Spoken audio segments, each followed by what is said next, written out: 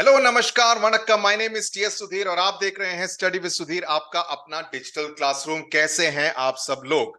आज हम ninth class इतिहास हिस्ट्री की पहली चैप्टर पर नजर डालेंगे। Okay, and this is what you are seeing on your screen, the Harappan civilisation. Now काफी लोग ऐसे होंगे जिनको कि ये चैप्टर काफी बोरिंग लगेगा और इसमें एक मैं भी शामिल हूं। मेरे को कभी भी ये हड़प्पन वगैरह मुझे कुछ ज्यादा एक्साइटिंग नहीं लगा, लेकिन जब मैं इसको रिसर्च करने के लिए, और मैं रिसर्च काफी ध्यान से करता हूं, कई सारे सोर्सेस पर नजर डालता हूं, तो जब मैंने पूरे चैप्टर के नोट्स वगैरह बनाए तो मुझे थोड़ा अच्छा लगा, इतना बोर भी नहीं लगा। Let me be very honest with you. इसके मुकाबले मेरे को चोला, दिल्ली सल्तनत, मुगल किंगडम वगैरह मुझे ज्यादा, कुछ मौर्यन, वो मुझे ज्यादा इंटरेस्टिंग लगता है। Okay, more relatable in many senses. लेकिन this is an interesting part, तो मेरी कोशिश ये रहेगी कि जितना ज्यादा इसको इंटरेस्टिंग बनाया जाए, दिलचस्प बनाया जाए, उतनी मेरी कोशिश होगी। And let's see whether I am able to succeed in this mission. तो subscribe to the channel. Civics के सारे चैप्टर्स क्लास 9 के लिए ऑलरेडी इस चैनल पे कर दिए गए हैं। Okay, and civics is my strong point, so is history, because I have been a student of these two subjects. History के भी काफी सारे बीच वाले चैप्टर्स, चोला, मुगल सल्तनत, दिल्ली सल्तनत वगैरह सारे कर दिए गए हैं। बाकी जो चैप्टर्स होंगे फिल इन द ब्लैंक्स कर दिया जाएगा। ओके, जो हुक्म सरकार। सो हड़प्पन सिविलाइजेशन आईसीएसई क्लास 9 का शुभारंभ करते हैं। तो पहली बात यह है कि सिविलाइजेशन क्या होता है। हड़प्पन सिविलाइजेशन की हम बात कर रहे हैं, तो ये सिविलाइजेशन जो शब्द है, इसका अर्थ क्या है? I mean, what does this actually mean? Civilisation is considered to be, और ये डेफिनेशन है, it is considered to be an advanced stage of human cultural development. ये की वर्ड्स हैं, इस पर जरा नजर डाल दीजिएगा। ओके, सो इसका मतलब ये है कि इस पर काफी सारा सुपीरियर कल्चर, संस्कृति, ओके, इकोनॉमिक रिलेशनशिप्स, इसके साथ साथ पॉलिटिकल तो इतना नहीं, लेकिन टेक्नोलॉजिकल रिलेशनशिप्स। अगर इस तरह की एक इमारत खड़ी है तो उसमें भी सिविल टेक्नोलॉजी का इस्तेमाल किया जाता है ना? तो ऑब्वियसली टेक्नोलॉजी के हिसाब से, इकोनॉमिक यानी कि आर्थिक रूप से, एक तरह से जब भी किसी तरह का एडवांसमेंट होता है एक पर्टिकुलर समुदाय द्वारा, एक पर्टिकुलर जियोग्राफिकल टेरिटरी में, तो उसकी उसकी काइंड ऑफ तुलना की जाती है कि ये एक तरह का सिविलाइजेशन है। So it is at an advance stage of human cultural development, यानी कि भाषा हो, या किस तरह के औजार वो इस्तेमाल करते हैं, किस तरह की बिल्डिंग्स वो बनाते हैं, किस तरह की जिंदगी वो व्यतीत करते हैं, उन सभी पर जब गौर करें, और अगर ये काफी एडवांस्ड स्थिति में है तो उसको सिविलाइजेशन कहा जाता है। ओके, सो ये तो हो गए बेसिक डेफिनेशन। इसके बाद the period between 4000 and 3000 before Christ, यानी कि 4000 और 3000 बिफोर क्राइस्ट का जो समय था, 1000 सालों का, उसमें कई सारे सिविलाइजेशंस आए, कई सारे सिविलाइजेशंस डेवलप हुए, और कई सारे चले भी गए। ओके, सो ये काफी हुआ। और इसमें बेसिक कॉमन पॉइंट्स क्या थे इन सभी सिविलाइजेशंस के पीछे? और यह आपने छोटी कक्षा में भी पढ़ा होगा कि हमेशा एक नदी का होना काफी जरूरी होता था, क्योंकि पानी के स्रोत के लिए, तो पानी का सोर्स, एक वाटर सोर्स का होना काफी जरूरी माना जाता था। इसीलिए हमने देखा कि काफी सारे civilisations, they flourished near the banks of a river, because it provided water for what? It provided water for drinking, both for humans as well as for cattle, also for irrigation. अगर वो कृषि करना शुरू करते थे तो उसके लिए भी पानी की जरूरत पड़ती थी। So for drinking purposes and for irrigation purposes, river bank का होना, एक नदी के पास होना, काफी जरूरी माना जाता था एक सिविलाइजेशन के लिए। इसीलिए आप देखें, जितने भी सिविलाइजेशन सेटअप हुए, फ्लरिश हुए, वो किसी ना किसी बड़ी नदी के तट के पास थे। ओके, नदी के किनारे, सागर किनारे नहीं, नदी के किनारे। ओके, बहुरे ताल मिले नदी के जल में, नदी मिले सागर में, सागर मिले कौन से जल में, कोई जाने ना। It's one of favourite songs, पुराना गाना है। Okay, invention and use of metals helped in advancement, यानी कि किस तरह के औजारों का इस्तेमाल किया गया। ओके, तो उससे भी सिविलाइजेशंस को एडवांस करने में काफी मदद मिली। पहला मेटल, और इस बात पर ध्यान दीजिए क्योंकि ये एमसीक्यू वगैरह फॉर्मेट में भी पूछा जा सकता है, पहला मेटल जो कि डिस्कवर हुआ और इसका इस्तेमाल मानव ने करना शुरू किया वो था तांबा, यानी कि कॉपर। और चैल्कोलिथिक पीरियड, इस वर्ड को भी आप नोट कर लीजिए क्योंकि ये इंपॉर्टेंट है, ये तो इंपॉर्टेंट है ही। इस पीरियड में मैन यूज बोथ स्टोन यानी कि पत्थर के औजार और तांबे के औजार, दोनों का इस्तेमाल आदमी ने, मानव ने करना शुरू किया। और subsequently he mixed copper along with tin and zinc in order to produce bronze. Okay, यानी कि कांस्य, कांस्य पदक बोलते हैं ना, गोल्ड सिल्वर ब्रॉन्ज मेडल, यानी कि सोना चांदी या कांस्य पदक, जो कि अभी भी एथलीट्स को दिए जाते हैं ओलंपिक गेम्स में, एशियन गेम्स, कॉमनवेल्थ गेम्स वगैरह में। तो टिन और जिंक को मिक्स करके कॉपर के साथ, तांबे के साथ, उन्होंने ब्रॉन्ज को प्रोड्यूस किया। ओके, इस वजह से इसको ब्रॉन्ज एज सिविलाइजेशन के नाम से भी जाने लगा। Okay, so these were all the bronze age civilisations. क्यों? तो what was the reason why certain civilisations were called bronze age civilisations? That was because of the habit of using, because man had started using bronze in many way in manufacture of agriculture tools, यानी कि कृषि में जितने भी औजारों का इस्तेमाल किया जाता था उसके लिए कांसे का इस्तेमाल करने लगे। वेपन्स जिससे कि वो हंट करते थे उसके लिए यूज करने लगे। तो इसके साथ साथ चार ऐसी सिविलाइजेशंस हुई जिसको कि ब्रॉन्ज एज सिविलाइजेशंस के नाम से जाना जाता है। पहला तो हुआ हड़प्पन सिविलाइजेशन, जो कि बसा northern and western parts of India and Pakistan, यानी कि आज की मॉडर्न इंडिया एंड पाकिस्तान में काफी इलाका है including Harappa and Mohenjodaro, then Lothal, Dholavira जो कि इंडिया के पार्ट्स में आता है। तो India and Pakistan, north west Pakistan and north west part of India and the bordering part of Pakistan, उस इलाके में हड़प्पा सिविलाइजेशन वाज सेटअप। दूसरा है Chinese civilization in the valley of Hwang Ho and Yangtze rivers. ये दो नदियां हैं, ये तो इंदस नदी, रावी नदी वगैरह पे है। तो ये तो हो गया Chinese civilization on banks of these two rivers. Then आते हैं Mesopotamian civilization on the banks of river Euphrates and Tigris. इन सभी नदियों का नाम आप याद कर लीजिए। ओके, और चौथा हुआ which is again very very prominent, the Egyptian civilisation on the banks of river Nile. ये नाइल रिवर इजिप्ट की सबसे प्रमुख नदी मानी जाती है। ओके, तो यहां तक समझ में आ गया? समझ में आ गया तो समझ में आ गया लिखो। Okay,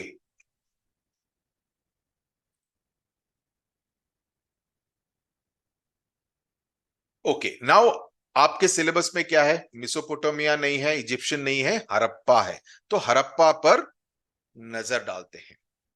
So Harappa civilization is traced around 2500 BC. Okay, उस समय की बात है। And the first site to be discovered, थोड़ा छोटा कर दूं, first site to be discovered was the city of Harappa in 1921 by Dayaram Sahni. Dayaram Sahni नामक एक व्यक्ति, एक आर्कियोलॉजिस्ट द्वारा हड़प्पा सिटी को, हड़प्पा के साइट को डिस्कवर किया गया। ये नाम याद रखिए, दयाराम साहनी, साल 1921, यानी कि exactly 100 plus years, 102 years from before. Okay, from now. It is located today की तारीख में पाकिस्तान के पंजाब प्रोविंस में, वेस्टर्न पंजाब प्रोविंस में इट इज लोकेटेड। मोहनजोदारो एक और दूसरी जगह है जिसको भी डिस्कवर किया गया 1922 में। It is in Larkana district of Sindh and both are considered to be part of the Indus Valley region. Okay, so Indus Valley region में दोनों के दोनों पाए जाते हैं। Okay,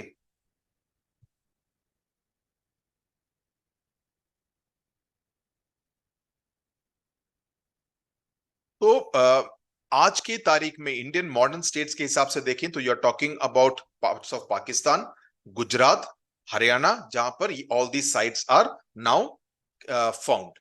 नाउ ये जो तस्वीर आप देख रहे हैं, this is called the great bath, and in fact it's very interesting that even in Europe, in England to be particular, आप इस तरह के बाथ देखेंगे जहां पर हॉट स्प्रिंग्स वगैरह होते हैं. I there is a place called Bath in England which I have visited.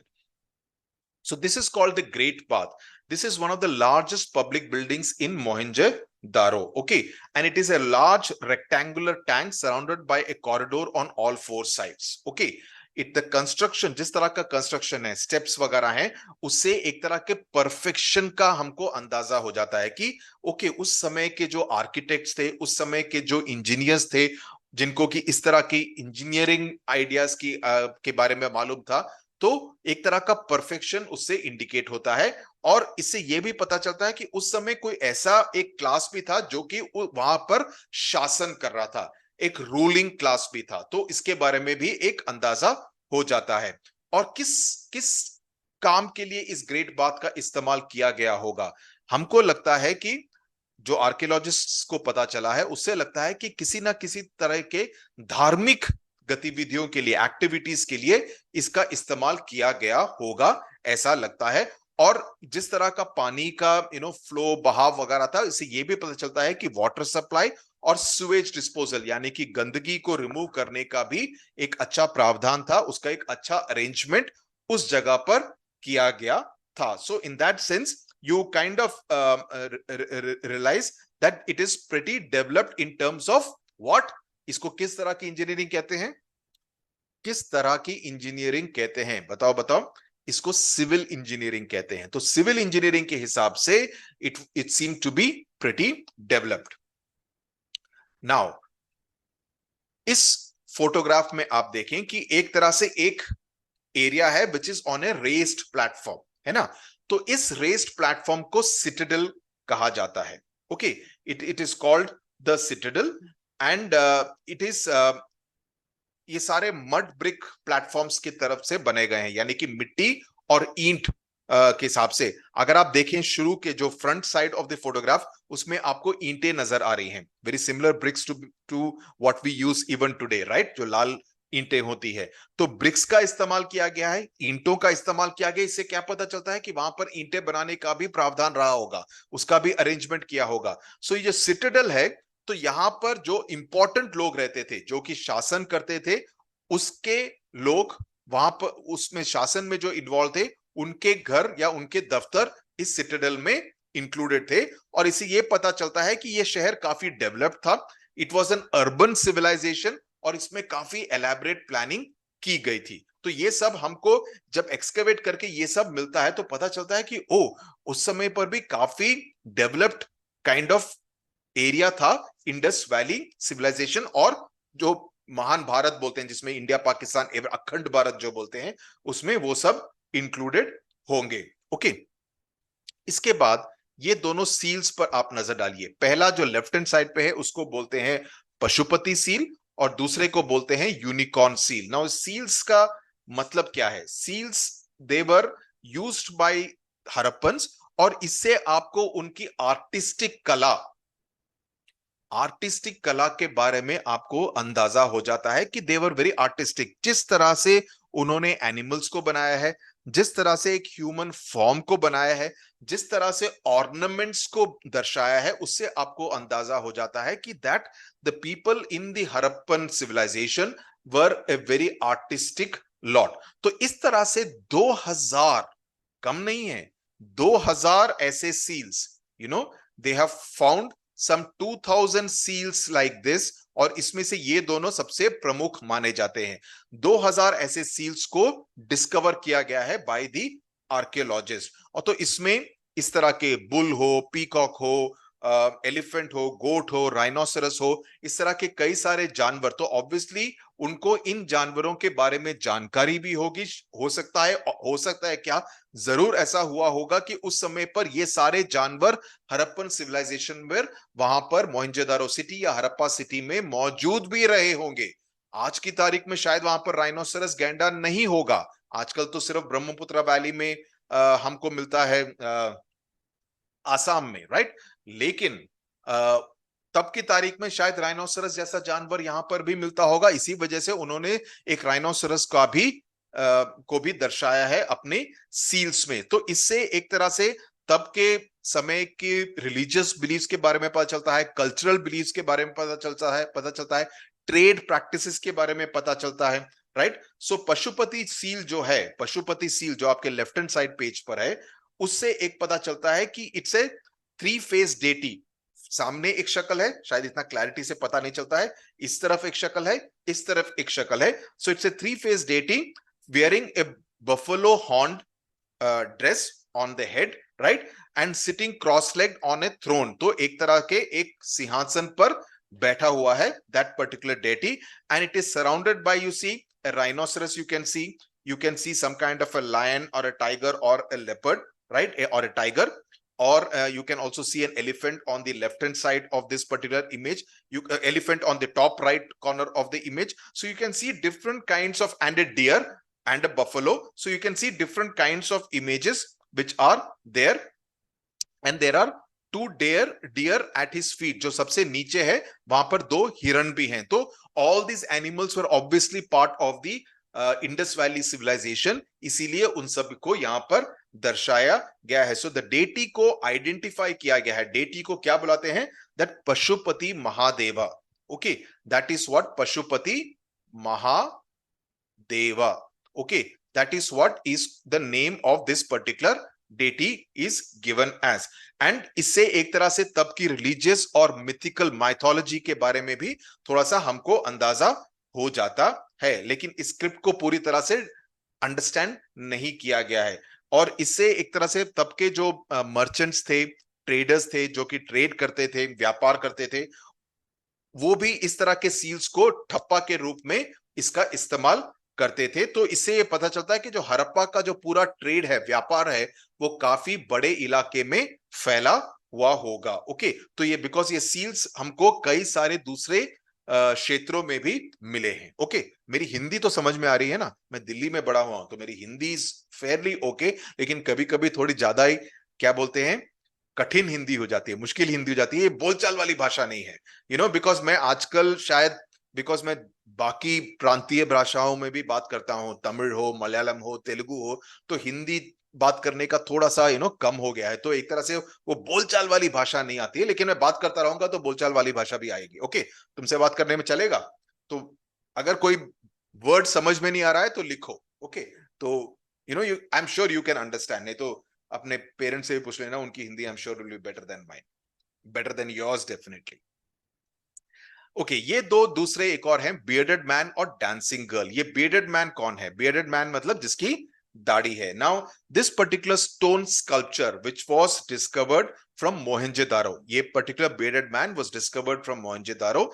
आप देखेंगे कि he is wearing A shawl, तो इससे अगेन अंदाजा हो जाता है about the kind of what craftsmanship जो कि उस समय पर मोहनजोदारो में, इंडस वैली सिविलाइजेशन में की गई होगी। तो एक तरह से शायद ये कोई योगी होगा, हो सकता है, पता नहीं कर सकते, राइट। लेकिन इससे एक बात का तो अंदाजा है कि उस समय पर काफी अच्छी कलाकारी की जा रही थी हड़प्पा सिविलाइजेशन में, मोहनजोदारो हड़प्पा में, इंडस वैली सिविलाइजेशन में। दूसरा है dancing girl. Again, you see the number of bangles which are there on her hand, the kind of pose that she has struck out here.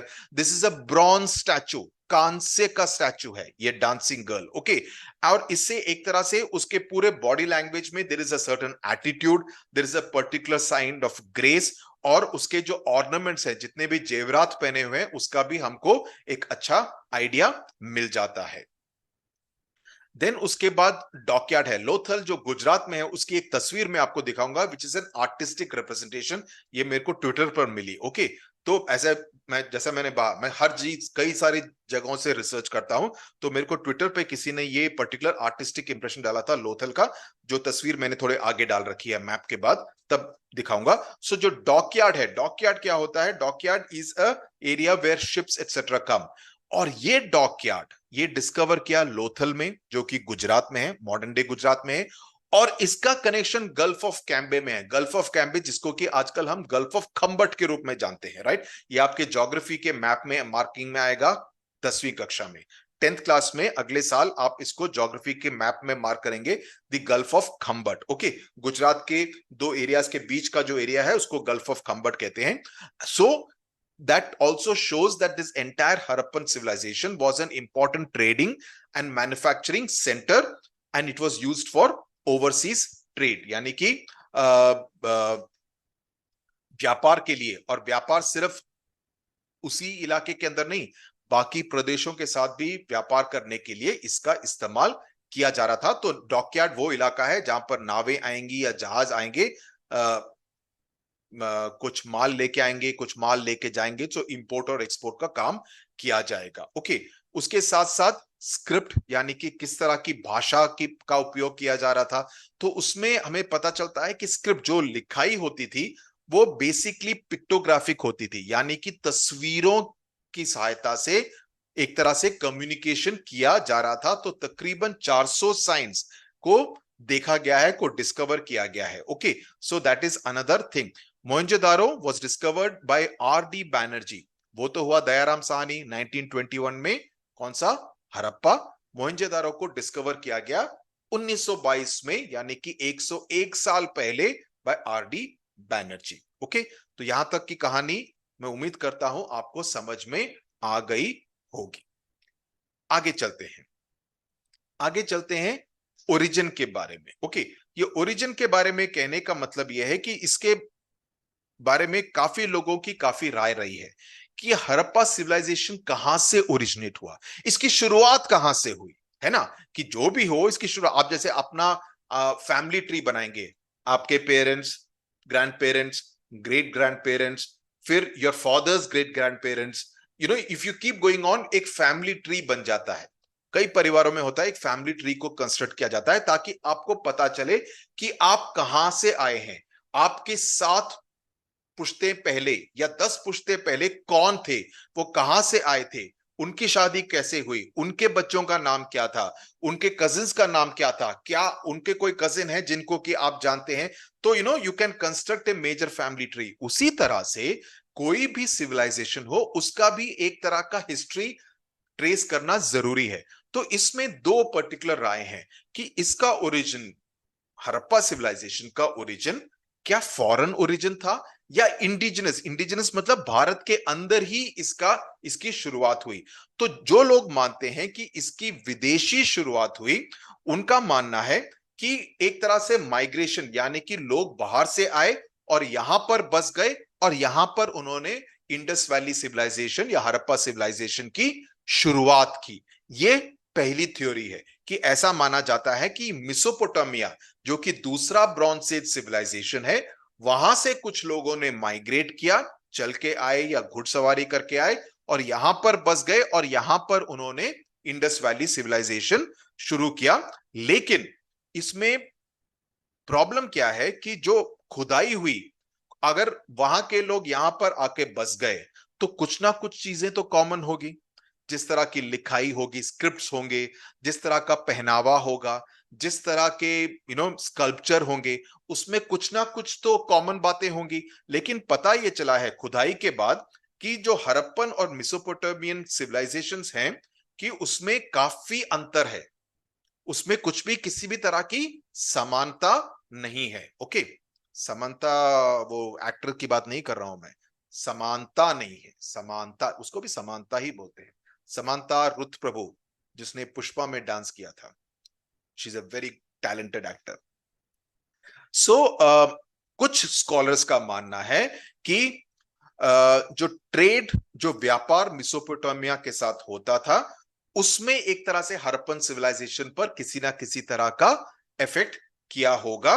But लेकिन बाद में यह पता चला कि there has been no evidence of trade between Mesopotamia and Harappa. तो when you are doing this excavation, you try to look at different angles. हो सकता है वहां से यहाँ के आके नहीं बसे हो, लेकिन अगर व्यापार करने के लिए कुछ लोग यहां से वहां गए हो या वहां से यहां आए हो तो उसकी वजह से हो सकता है। लेकिन हमारे को किसी भी तरह के व्यापार के बारे में भी कोई एविडेंस प्राप्त नहीं हुआ। तो फॉरेन ओरिजिन एक तरह से इसको ज्यादा स्ट्रॉन्ग आइडिया नहीं माना जाता है। दूसरी बात आती है, तो अगर फॉरेन नहीं है तो इसका मतलब है कि इंडिजिनस होगा।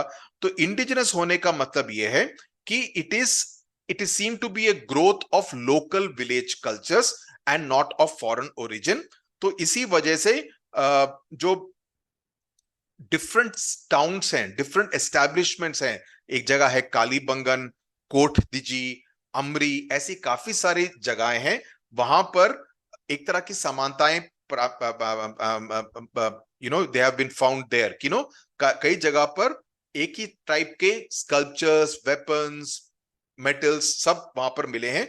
तो उससे पता चलता है कि ये जो एक तरह से कृषि प्रधान यानी कि एग्रीकल्चरल कम्युनिटी से निकलकर हड़प्पन सिविलाइजेशन डेवलप हुई, यानी कि ये सब लोग कृषि करते थे और धीरे धीरे डेवलप होके कृषि के लिए मेटल्स का इस्तेमाल करना शुरू किया, और एक एक करके इस पूरे इलाके में उस तरह के और इलाकों में हो सकता है कि एक इलाके से दूसरे इलाके जाएं within the Indus valley civilisation, तो इसकी वजह से एक सिविलाइजेशन डेवलप हो सकता था। तो ये बात समझ में आ गई। इसके बाद हम आते हैं, इसका स्प्रेड कितना था, ये कहां तक फैला हुआ था। पहली बात तो ये कि माना जाता है कि इसका पूरा इलाका अबाउट 1.3 मिलियन स्क्वायर किलोमीटर तक फैला हुआ था। दूसरी बात, it was triangular in shape, in terms of shape it was like अ त्रिकोण, okay. And among the ancient civilizations, it was the largest in terms of area, 1.3 million square kilometers. और जो largest sites थे, सबसे बड़े जो site मिले of Harappan civilization were Mohenjodaro, Harappa, Lothal and Kalibangan. ये चार सबसे प्रमुख और सबसे बड़े थे। हालांकि इसका जो एक्सटेंशन था, that was from a place called Sutkagen Dor,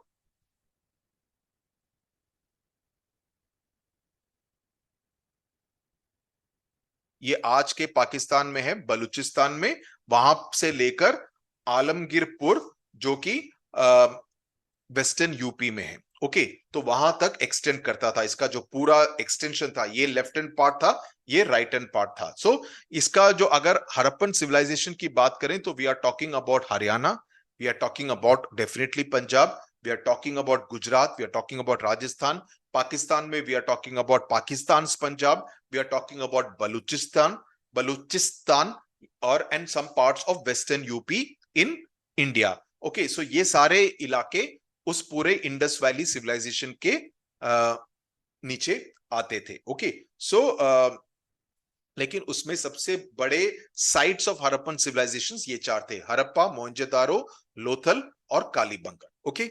समझ में आ गया।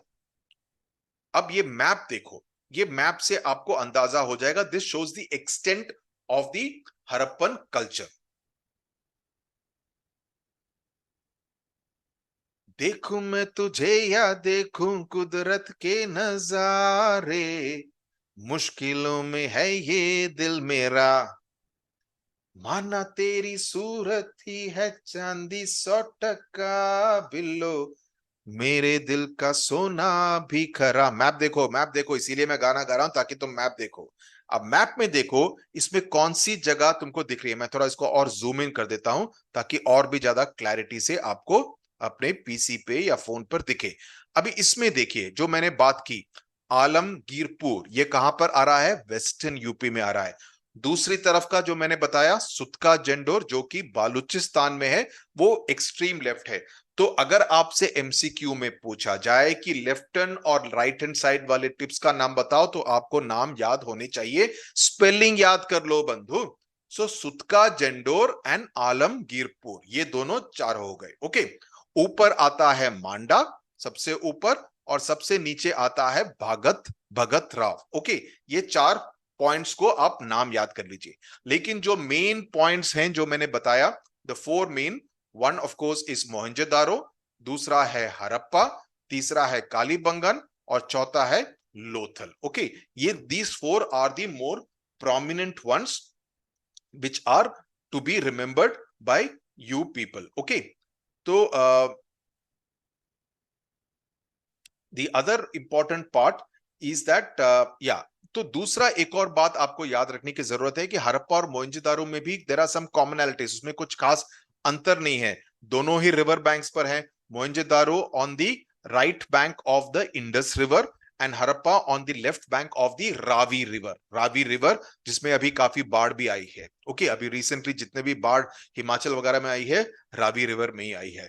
दोनों के दोनों were equal in terms of area, and it both showed areas of कि गली होता था, बिल्डिंग्स होते थे, सिटाडेल होता था, ग्रेट बाथ होता था. So that was like a common kind of architectural designs between Mohenjodaro and Harappa. बहुत ज्यादा दूर नहीं है, हड़प्पा और मोहनजोदारो ज्यादा दूर नहीं है. ये पंजाब प्रोविंस में है आज के पाकिस्तान में. मोहनजोदारो सिंध में है, लरकाना डिस्ट्रिक्ट में. सो दोनों में वाटर सप्लाई होता था, ड्रेनेज फैसिलिटीज होती थी, अनाज को स्टोर करने के लिए ग्रैनरीज होती थी, और एक तरह से ड्रेनेज पाइप्स वगैरह का भी सिस्टम था. तो एक तरह से काफी सिमिलैरिटीज पाई गई मोहनजोदारो और हड़प्पा सिविलाइजेशन में. ओके, सो ये चार हो गए. इसके बाद आगे चलते हैं. अभी मैं आपको तस्वीरें दिखाता हूं.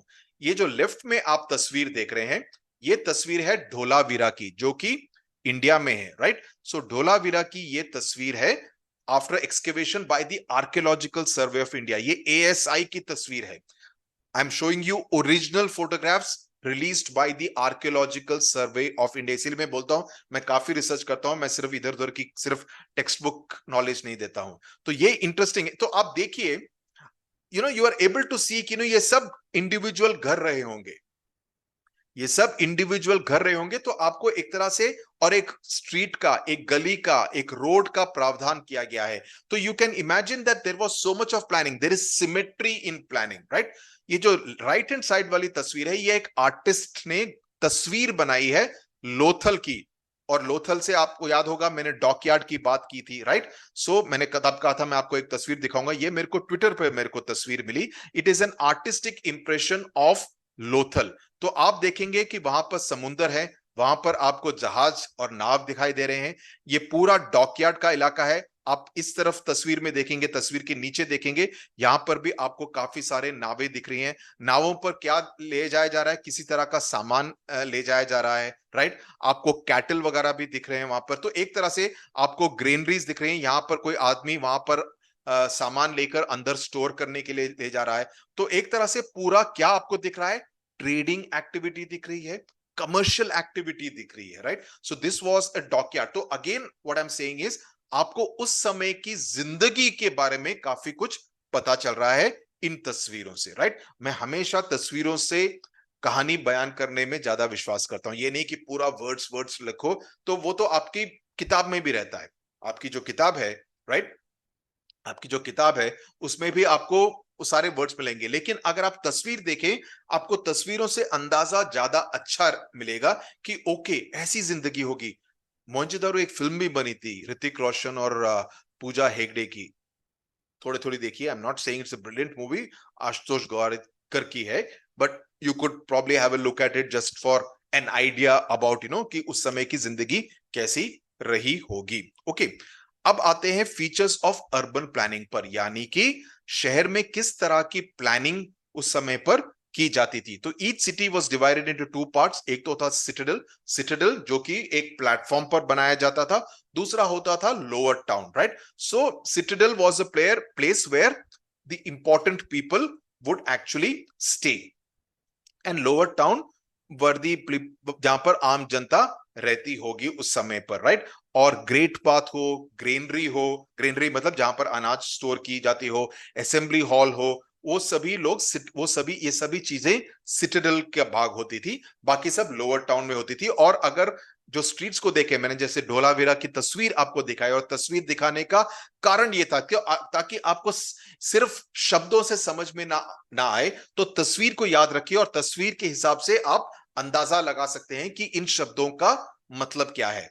तो हाउसेस एट स्ट्रीट कॉर्नर्स, दे वर राउंडेड, ताकि वहां से बैलगाड़ी वगैरह जा सके, right. Houses drains emptied sewage into street drains. तो ड्रेनेज का पूरा प्रावधान था कि घर के अंदर से जितना भी कूड़ा करकट था, ड्रेनेज सिस्टम था, जितना भी सुवेज का सिस्टम था, वो कॉमन सुवेज सिस्टम में वहां पर it use to flow into that. तो कि इट इज नॉट लाइक कि पूरी गंदगी थी, काफी साफ सुथरा अरेंजमेंट किया जाता था. ग्रिड पैटर्न, ग्रिड पैटर्न का मतलब है कि हर गली विल बी लाइक दिस. एक मिनट.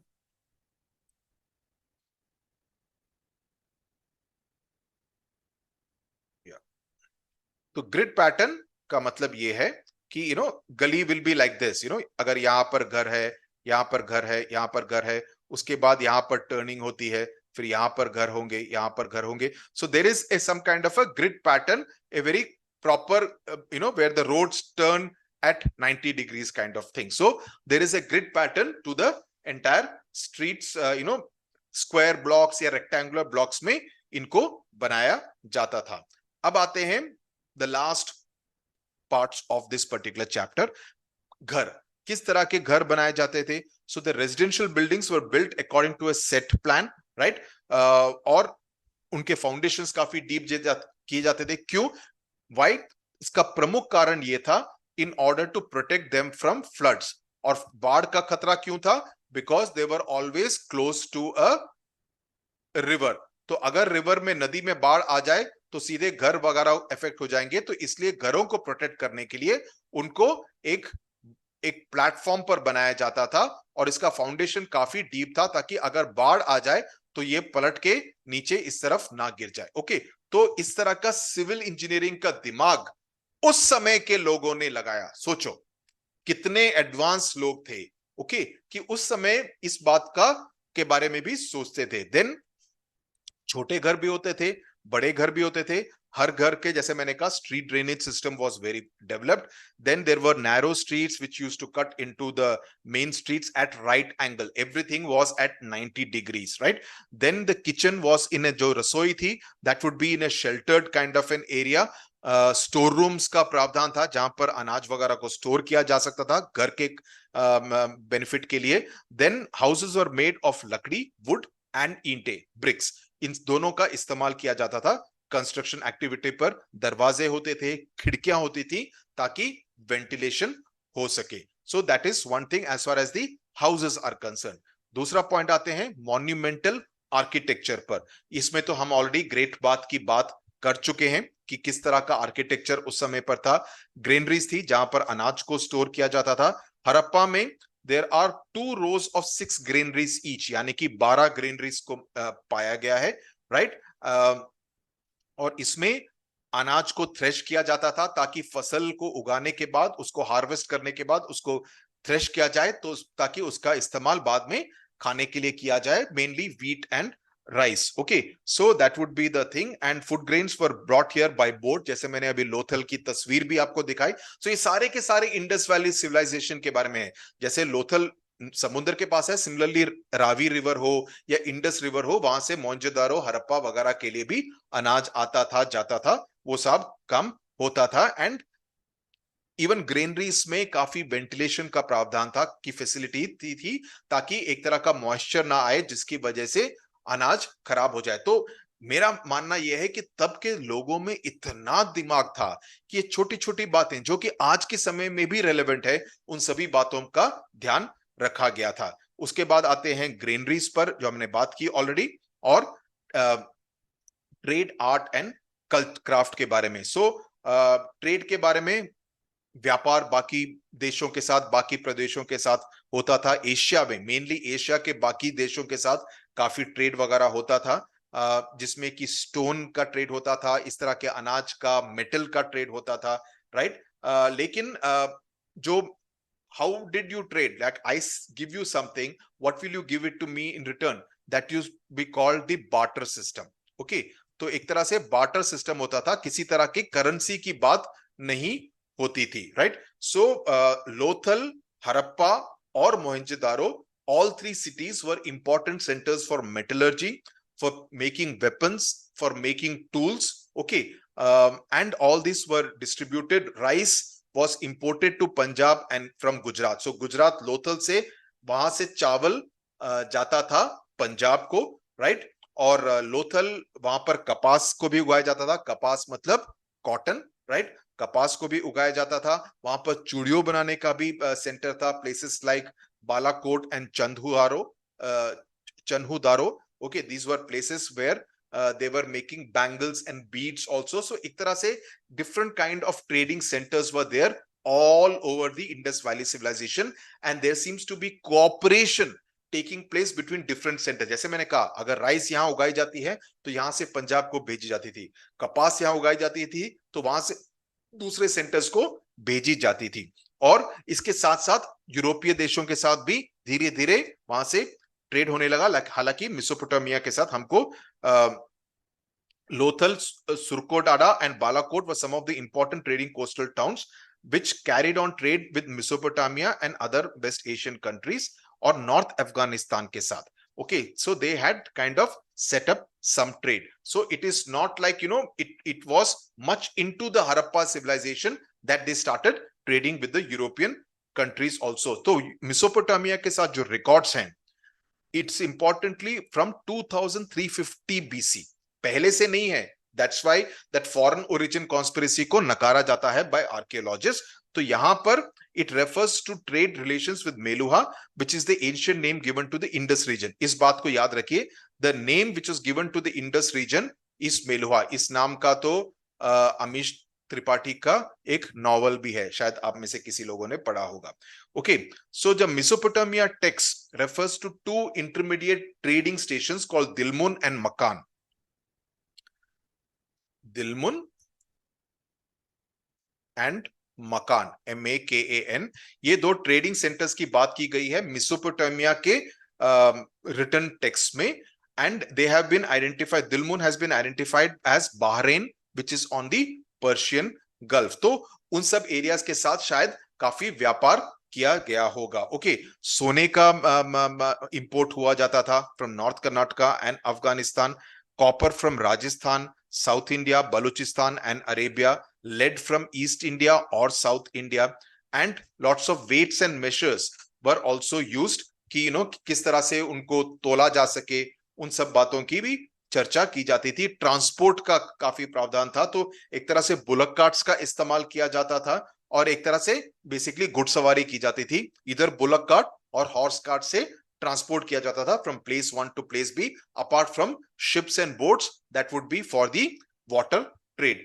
आर्ट एंड क्राफ्ट की जहां तक बात करें तो एक तरह से बैंगल मेकिंग, बीड्स मेकिंग, यानी कि बीड्स के साथ necklace for the women etcetera to wear. Sculptures की तो ऑलरेडी हमने बात कर दी है, of the bearded man and the dancing girl. उस तरह के काफी सारे sculptures have been found as far as Harappa and Mohenjodaro is concern. Terracotta was another very popular kind of craft kind of thing which was used in Harappa and Mohenjo-daro. Ornaments were using stone, they were using ivory, gold, they were using silver. तो ऐसा माना जा सकता है कि आज की तारीख में जो कुछ है वो सब हरप्पा और मोहनजोदारो में भी था।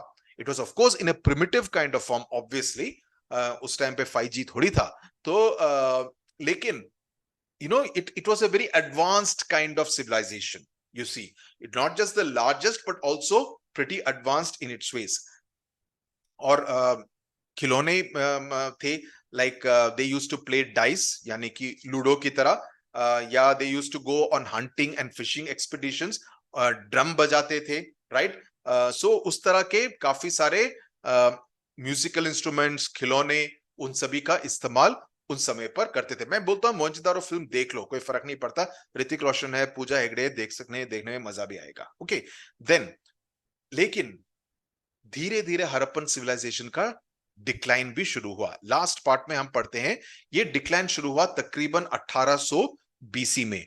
और इसके कारण क्या है? पहला कारण है बाढ़ आई, क्योंकि ये नदी के किनारे थी। अर्थक्वेक, ओके, भूकंप आया। एपिडेमिक्स, यानी कि हैजा, किसी तरह का हैजा नहीं, I mean any kind of epidemic that could have been spread. तो हालांकि उन्होंने बाढ़ के खिलाफ काफी सारे प्रोटेक्शन की थी, लेकिन माना जाता है कि बाढ़ की वजह से भी धीरे धीरे इसका डिक्लाइन होना शुरू हुआ। और एक RL रेकिस नामक एक फेमस हाइड्रोलॉजिस्ट है, RL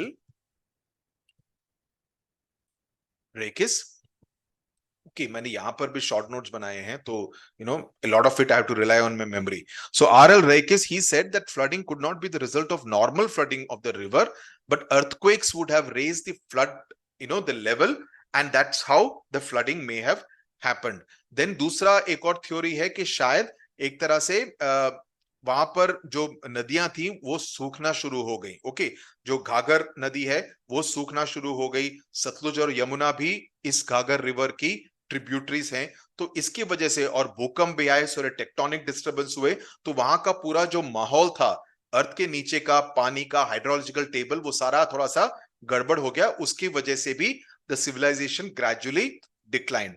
तीसरा, वहां के जंगल काफी कम हो गए, क्योंकि ब्रॉन्ज एज सिविलाइजेशन था तो काफी सारे लकड़ी की जरूरत पड़ती थी, तो इसकी वजह से डिफॉरेस्टेशन होने की वजह से, यानी कि जंगलों को काटने की वजह से भी हो सकता है कि दिस ब्रॉन्ज एज सिविलाइजेशन यानी कि the Harappa Indus valley civilization थोड़ा सा कम हो गया हो।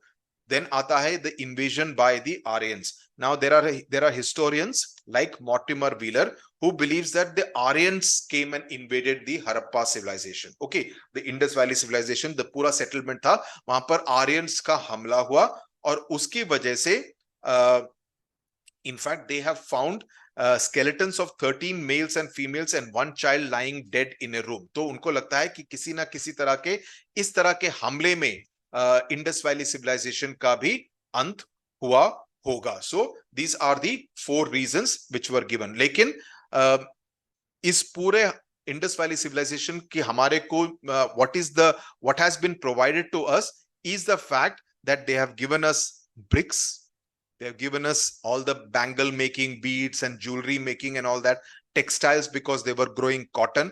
वो सब हमको हड़प्पा सिविलाइजेशन की देन है। एक तरह से हमको पता चलता है कि this was the great civilisation in the Indus valley और हम एक तरह से उसी हेरिटेज को कंटिन्यू कर रहे हैं। मैं उम्मीद करता हूं कि मैंने आपको ज्यादा बोर नहीं किया। ओके, मुझे तो मजा आया, काफी सीखने को मिला। ओके, बिकॉज हम इस टाइप ऑफ हिस्ट्री को पर ज्यादा ध्यान आजकल नहीं देते हैं, राइट? लेकिन इससे पता चलता है कि हमारा हेरिटेज कितना रिच हेरिटेज है, right? So it is all indigenous in that sense. So मैं उम्मीद करता हूं कि आपको ये चैप्टर समझ में भी आ गया होगा। आप इसको छोटे छोटे भागों में ब्रेकअप कर लीजिए, अपने शॉर्ट नोट्स बनाइए, ताकि आपको इसको रिवाइज करने में, इस चैप्टर को रिवाइज करने में एग्जाम के पहले काफी मदद मिलेगी। Okay, tata, bye bye, thank you very much. Please like if you liked, share if you want to share, but definitely subscribe to the channel because काफी कुछ यहां पर आपके लिए 9th और 10th क्लास के बच्चों के लिए यहां पर इस चैनल पर आने वाला है। Tata, bye bye.